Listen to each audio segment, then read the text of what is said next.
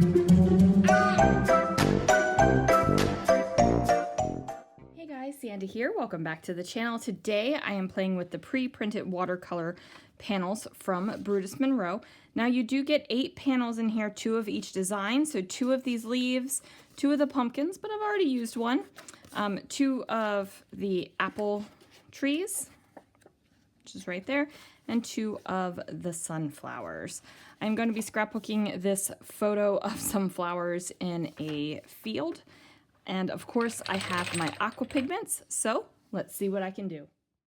So I've chosen a few colors. I have the red, the green, and the yellow Aqua Pigment. I also have a couple of Aqua Pigments of the month from last fall. So I've gone ahead and put them down each in their own little pot of like a little watercolor well here on my mat.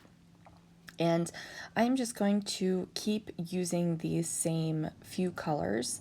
And what I'm going to do is just keep using those colors to make new colors. So I don't have to add any more colors besides the few that I've picked out. What that's allowing me to do is make my colors brighter green, more of a darker green. I'm going to get into some reds and some oranges, and I'm even going to make brown by using all the colors together. Now, I am just using a regular old water brush here, and I don't actually have water inside of the water brush.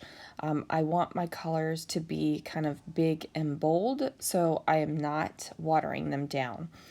Now, I really have no idea what I'm doing when it comes to shading and, you know, plant life and making sure colors are correct and, you know, the leaves are hitting the right direction, and I have no idea, guys. Like, I'm just going to put it out there. I'm just playing around, and whatever happens is what happens. And I think that that's what we got to do, right? Like, we just got to play with our products. We got to make it so that we like it and just have ourselves a good time. So, as you can see, I put down some darker bits where the lines of the leaves were, and then I just went ahead and kind of blended it into the leaves a little bit by introducing more aqua pigment. So now I have the 2 panels, and I'm going to color each leaf on both of the panels the same way. That way I'm getting some consistency in the leaves, and I'm also not having to come up with new colors for every single leaf. I mean, I've got 5 colors to choose from here, and I'm going to make new colors, so I don't want to have to do it every single time. I don't want to have a varying shade for every single one of these leaves.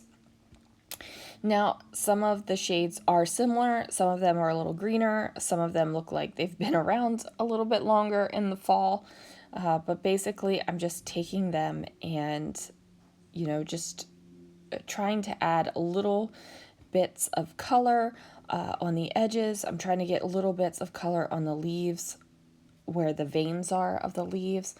And I'm just trying to make it look like something you would see in the fall. So if all of these leaves were thrown in a pile together, these are all colors that you would see. That is what my main goal is. I don't want them to just be straight bright green. I don't want them to be straight bright red. I don't want them to be straight bright yellow. Like, I want it to look like it actually did happen in nature. So even though I have no idea what I'm doing, even though I have no idea how to like shade and do all the technical things with these aqua pigments to make them work like gorgeous watercolors that they are, I'm trying to make it look like if I threw them all in a pile, it would definitely look like a pile of autumn leaves. So there I am. I do the yellow, and then I bring in some green, and then I'm going to overlap the yellow again. So basically I'm just mixing the colors on top of the leaves. Now eventually you guys, I will realize, oh, hey, you know what? I don't need to be super careful with the watercolor on these leaves. I know I'm fussy cutting them out. Like, that is my plan from all along. And I was trying to be super careful and keep my watercolor inside the outline of the leaves. I don't need to do that. I had an epiphany right now. So this one I am adding a little bit more red to. I'm just kind of mixing them up and playing with the colors. Now this is super fun to do. I love this kind of thing where you're just mixing with colors and playing and adding more and making new colors. This kind of thing, it makes me ridiculously happy.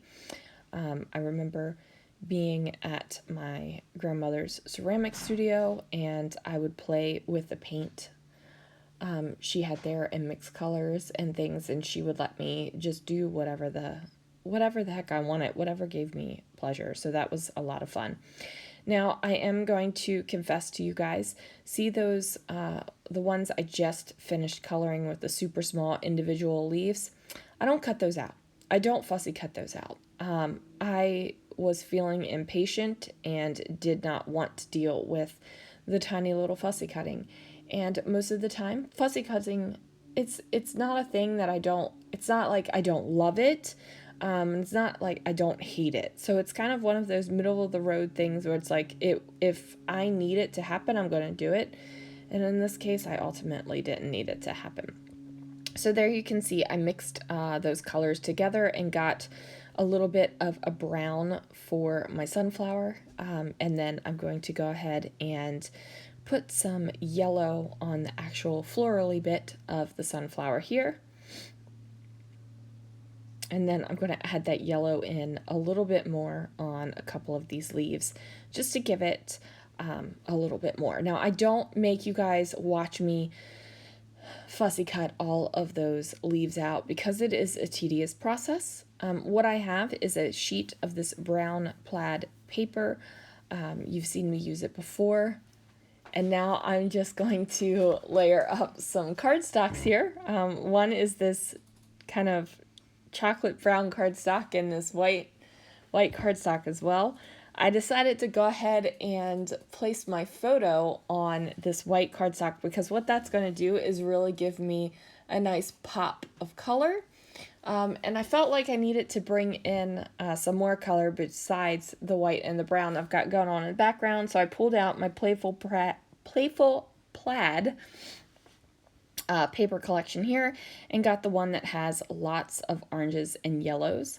I'm going to layer that up over top of that white photo mat here, and then I'm going to bring in a little bit more of the plaid up at the top there. I just felt like I needed to introduce it somewhere else on the page, so that way it wouldn't just look like this random thing there out of place.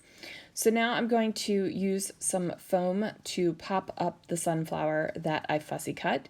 And I did accidentally cut one of the leaves off. It's right there. So I am going to add some adhesive to that and place it down. And then I'm going to work on getting my leaves down. So I have the Fall Forest chipboard stickers and they're almost gone. I've almost used all of them, but I still had this orange and white word that says harvest, so I thought that that would be pretty up at the top with a leaf behind it. And then I'm going to go ahead and start kind of placing my leaves so that they are just really giving all the attention to the photo here.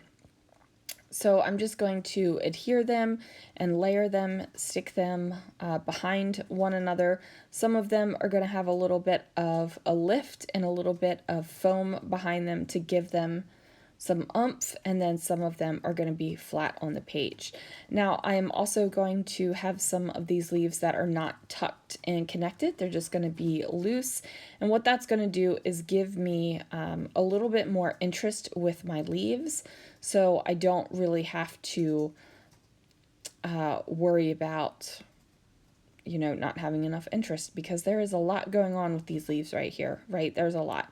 As you can see over there on the upper left hand corner of the screen, there are those kind of fern shaped almost leaves that I decided not to go with. So I grabbed some letters from my stash, and I'm trying to figure out how to make my title happen.